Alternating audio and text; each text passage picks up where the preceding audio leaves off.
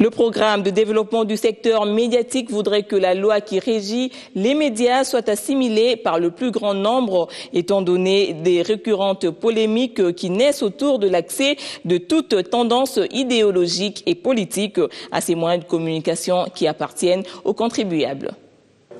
Les médias publics en RDC fonctionnent aujourd'hui selon les principes reconnus au service public des médias, avec toute indépendance et autonomie nécessaires à l'accomplissement de sa mission.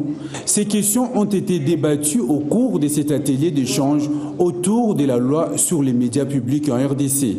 La responsabilité incombe aux gouvernants. Nous manquons de volonté. Nous ne savons pas faire la liaison entre la volonté par rapport aux textes qui doivent régir le travail des journalistes. Un atelier qui a réuni les spécialistes des médias et des dirigeants de différentes organisations des journalistes et des médias. Nous nous sommes posé la question de savoir si réellement ces médias sont indépendants. Mais nous avons trouvé que oui, les médias sont indépendants, sur papier. Mais le vrai problème, c'est que ce qui est écrit sur papier soit appliqué. Parmi les recommandations sanctionnant cette rencontre, un plaidoyer pour le fonctionnement indépendant des médias publics en RDC, les renforcements du rôle et le pouvoir des CESAC pour la nomination du dirigeant des médias publics, ainsi que l'engagement des journalistes sur base de recrutement. La libéralisation du secteur a amené les privés, eux aussi, à s'investir dans les médias, à l'instar de cette radio qui émet au large à Mwanda. Pluralisme oblige. La radio, principale source d'information pour les habitants de Mwanda, cette cité côtière dans la province du Bas-Congo. Parmi ces radios qui déversent ce coin, la radio communautaire de Mwanda TV. L'initiateur, c'est cet homme. 13 ans après le lancement du signal, les souvenirs sont loin de s'effacer. Après avoir terminé mes études universitaires, nous nous sommes retrouvés sans emploi du côté de Kinshasa. Et puis je me suis décidé de quitter le pays. Et la porte de sortie pour le Bas-Congo, la grande porte de sortie, c'est la cité côtière de Mwanda. Grâce à la ténacité et puis engagement, volonté, ensemble avec quelques collaborateurs, nous nous sommes bâtis pour que la radio communautaire de Mwanda aujourd'hui soit quand même viable. Avec un effectif de 25 journalistes dont 15 permanents et 10 pigistes, RCM TV offre à son public un programme adapté. La radio communautaire de Mwanda fait les informations de proximité. Les informations de proximité, ça signifie quoi? L'arrivée d'un ministre à Mwanda pour nous, ce n'est pas une information. Mais l'information, c'est cette vieille maman qu'on a brûlée dans une case. Donc on donne la priorité. Difficile d'évoluer dans une cité où les activités économiques ne sont pas toujours rentables. La RCM TV compte sur ses partenaires, dont Hirondelle, pour tenir le coup. De telles initiatives sont à encourager. Restons dans le Bas-Congo, dans cette restitution de ce qu'a été la visite du Premier ministre à Inga, parti prospecter le site où sera construite la 3e centrale hydroélectrique du site. Celle-ci aura la capacité de produire l'équivalent de toute l'électricité actuellement plutôt consommée au sud du Sahara. Après la projection Bevelder d'un mini-documentaire sur les potentiels hydroélectriques et les différentes opportunités que représentent ceux, la délégation guidée par les autorités de la Société nationale d'électricité a visité tour à tour la centrale d'Inga 1, Inga 2, la station de conversion et la vallée de la Bundi. Vallée où sera érigée la centrale d'Inga 3, un projet qui pèse 12 milliards de dollars américains. Au finish, le programme gouvernemental prévoit la construction progressive d'Inga 3, Inga 4, Inga 5, Inga 6, Inga 7 et Inga 8. C'est pour la première fois que nous réunissons sur ces sites historiques et magnifiques d'Inga autant de représentations des États-Unis, autant de représentations des groupes de la Banque africaine de développement qui est ici et d'autres partenaires de développement, l'USAID. Je crois, chers amis, qu'aujourd'hui, la RDC, avec la pacification à l'est du pays, avec la gouvernance économique qui s'installe, avec les progrès en termes de croissance économique, avec le développement du secteur des infrastructures, des écoles, des hôpitaux, je crois plus que jamais, nous devons croire à ce projet. La visite s'est achevée par un point de presse animé conjointement par le Premier ministre et l'administrateur général de l'USAID. C'est important que son Excellence, Monsieur le Premier ministre Matata, ait mis du temps pour venir, surtout dans le terme de réhabilitation de sites de certains groupes, et travailler aussi avec nous pour s'assurer que les politiques sont en place pour qu'effectivement nous ayons cet argent du secteur privé. Pour le moment, en tout cas, nous ne pouvons pas vous dire le montant exact que les USA ou les États-Unis vont mettre sur la table. Toujours est-il que tout ce que nous faisons, nous allons impliquer le secteur public et le secteur privé. Pour cimenter cette coopération entre la RDC et les États-Unis d'Amérique, le gouverneur du Bas-Congo a offert aussi bien à l'administrateur général de l'USAID qu'au Premier ministre, chacun un cadeau symbolisant la responsabilité que portent d'une part les États-Unis d'Amérique pour booster le développement de l'Afrique en général et de la République démocratique du Congo en particulier, et de l'autre part du Premier ministre qui matérialise la vision du chef de l'État. Monsieur le Président de la République, Joseph Kabila, pour une bonne... La réalisation d'Inga 3 exige la mobilisation d'importants fonds à obtenir des bailleurs, parmi lesquels la Banque mondiale qui vient de publier la première édition de son rapport sur la situation économique et financière en RDC, un document à consulter à tout prix.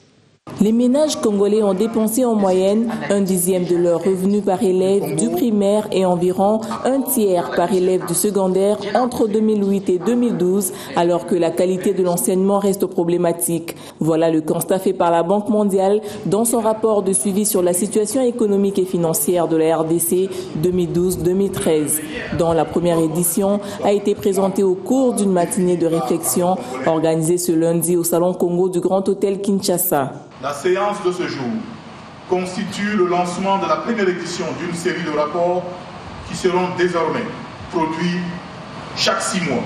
Ainsi, ils discutent des questions qui touchent à la gouvernance et à la transparence du secteur de l'éducation primaire et suggèrent de renforcer le contrôle du système afin de mieux tirer parti de cette initiative.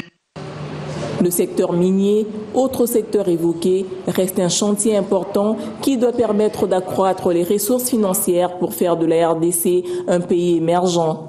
La République démocratique du Congo doit surmonter des défis majeurs pour accélérer les ressources extractives et réduire la pauvreté. Repartons à Moanda, non plus pour parler des médias, mais de la compagnie pétrolière Perenco qui, au-delà de sa mission d'exploiter le brut, s'investit également dans la promotion d'autres activités qui aident la population locale en une décennie de présence sur le lieu. Difficile de parler de Moanda sans faire allusion à la société pétrolière Perenco. Cette dernière marque d'une tâche indélébile le vécu quotidien de la population de ce territoire. Perenco finance un projet d'agroforesterie à Yema où 170 hectares de terres arables sont cultivés par 20 familles. Le travail qui se réalise ici, c'est l'agroforesterie. Donc, comme j'ai dit là, c'est-à-dire l'intégration des plantes dans les cultures vivrières que font nos exploitants régulièrement. Mais pour les cas spécifiques, chez nous ici c'est l'acacia auriciliformis.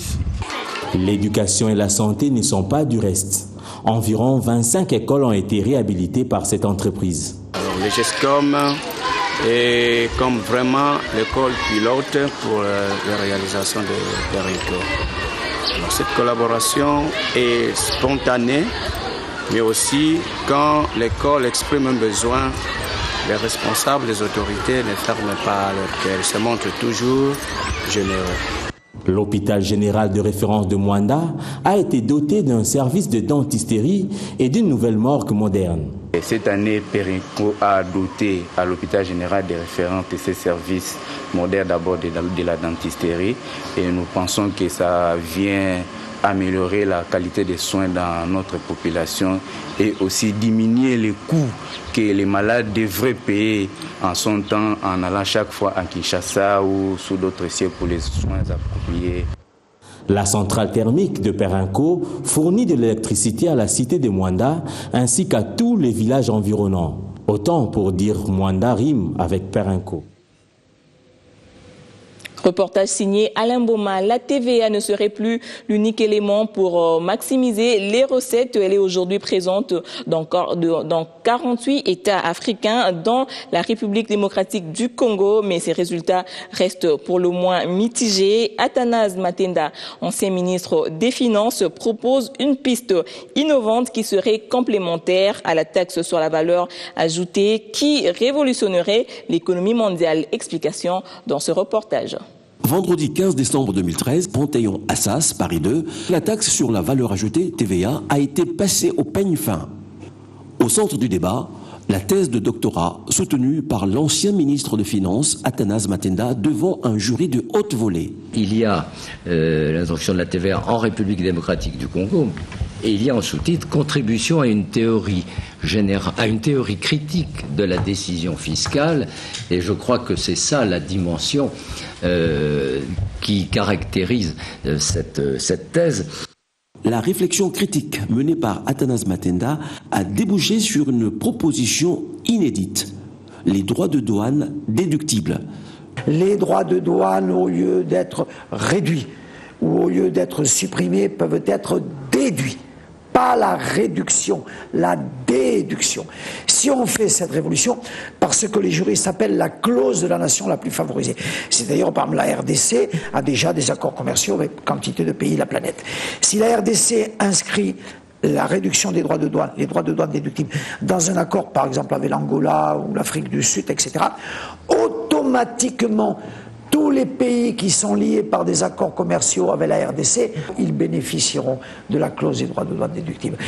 La RDC aura-t-elle l'audace de prendre la tête du train ?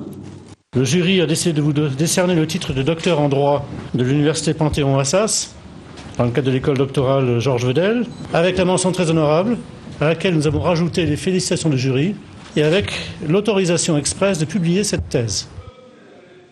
Nous allons à présent évoquer la question de la femme autour du projet de loi sur la modification du code de la famille, un débat soulevé par l'Association des femmes chrétiennes pour la démocratie et le développement soutenu par l'ONG suédoise Diakonia à l'occasion des 16 jours d'activisme de lutte contre les violences faites à la femme.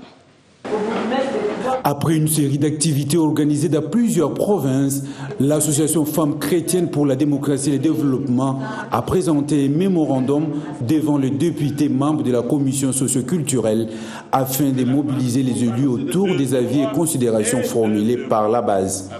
Nous avons travaillé sur le projet de loi portant modification du Code de la famille. Lui n'est pas encore adopté au niveau du Parlement parce qu'il n'a pas encore été inscrit à l'ordre du jour pour discussion. Mais déjà, comme vous dites là, le week-end, c'était la loi sur les mesures d'application de la parité qui a été adoptée. Et c'est vraiment un grand pas des géants que notre pays vient de réaliser là.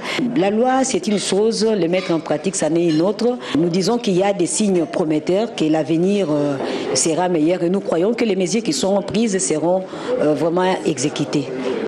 Cette rencontre d'échange avec les députés sur la révision du Code de la famille est une manière pour les FCDD d'interpeller les représentants du peuple pour porter la voix haut de ces derniers au Parlement. Lequel Parlement a adopté le week-end dernier la loi sur la parité. Avec l'expérience sur le terrain et les constats faits par les experts et la population, il s'est avéré que ces lois ont comporté des insuffisances et des lacunes. Et c'est pour cela un raisonnement, un travail a été fait sur cela. Et la nécessité est là pour apporter un changement dans cette loi. La loi sur la parité votée est prochainement promulguée par le chef de l'État. La loi sur la modification du Code de la famille sous examen. Il ne reste qu'aux femmes et à la société tout entière de lutter pour son applicabilité. Session budgétaire à l'Assemblée provinciale du Kasaï occidental, nous l'avons annoncé à l'ouverture. Les députés provinciaux ont procédé aux correctifs nécessaires en rapport du projet de loi soumis par le gouvernement provincial, une démarche à laquelle le gouverneur Alex Kandé Moupampa n'a pas trouvé à redire. Ces députés provinciaux sont debout pour signifier qu'ils ont voté à l'unanimité le budget du Kasaï occidental, exercice 2014. La plénière de ce jour a permis aux élus provinciaux d'apporter leurs ajustements à la dernière mouture de ces prévisions budgétaires. Moyennant ces ajustements et amendements, ce budget estimé à plus de 164 milliards de francs congolais est adopté par tous les 42 députés dans la salle de plénière. Et le président de l'organe délibérant de la province félicite le gouverneur de province et son équipe. Féliciter tous ceux qui ont contribué pour ce travail que nous venons de voter. D'abord, le gouvernement provincial, en tête avec son gouverneur, qui ont élaboré un travail très intéressant qui a été présenté et que nous avons envoyé en commission pour examen. Alex Condé, gouverneur de province, et son vice sont ici dans la salle des plénières pour assister aux critiques et au vote de leur travail. Tout est fait. Le gouverneur Condé dit s'allier au travail des députés qui, selon lui, sont à l'honneur ce jour. Je crois que ce sont les députés qui sont à l'honneur aujourd'hui. Il faut les remercier pour avoir voté ce budget en un temps record. Ça, il faut le reconnaître. Moi, je suis un homme satisfait parce que mon budget passe. J'ai l'instrument qu'il faut pour faire avancer le Kasaï occidental. Ce budget connaît un accroissement de plus de 50% par rapport à celui de l'exercice 2013. Saisissons d'autres temps forts de l'actualité à travers les lignes réfugiés centrafricains en RDC. Le phare redoute le syndrome de 1994. Les autorités congolaises devraient s'intéresser de près à tous les inconnus qui viennent tous les jours de l'autre côté du fleuve Ubangi et prendre le soin de démasquer d'anciens éléments de l'armée centrafricaine ou même de la rébellion Séléka. Cette fois, la distraction devrait être interdite car le pays n'a pas envie de voir la province de l'Équateur lui fabriquer une nouvelle force négative du genre ADF Nalu, FDLR, CNDP ou M23. Mœurs et musique, la prospérité annonce Kofi qui chante Tabouley 2, l'intitulé du spectacle que va jouer l'artiste musicien le 21 décembre prochain au Grand Hôtel Kinshasa. Au lendemain de dispositions prises par le chanteur pour réussir son événement, la famille biologique de Tabouley, dit Seigneur Rouchero, vient de hausser le ton en s'opposant catégoriquement à la tenue de cette soirée en mémoire de l'illustre disparu. Pour les enfants tabous, le moment est mal choisi, d'autant plus que la famille éplorée n'a pas encore levé le deuil. En sport, la phase allée de la 19e édition de la Ligue nationale de football se clôture cet après-midi avec la rencontre remise de la première entre Saint-Éloi, Lupopo et Don Bosco au stade de Frédéric Kibasamaliba de Lubumbashi. 11e journée à l'entente provinciale de football de Kinshasa. Nzaki Mwena ouvre le bal face à la jeunesse sportive de Kinshasa cet après-midi au stade Père Raphaël de la Queutule. La deuxième rencontre mettra aux prises l'Olympique de Kinshasa à Rangers. Kinshasa va donc vibrer au rythme de la musique de Maître Gims et Zao. Fin de ce journal. Merci de nous suivre à Luanda et partout dans le monde.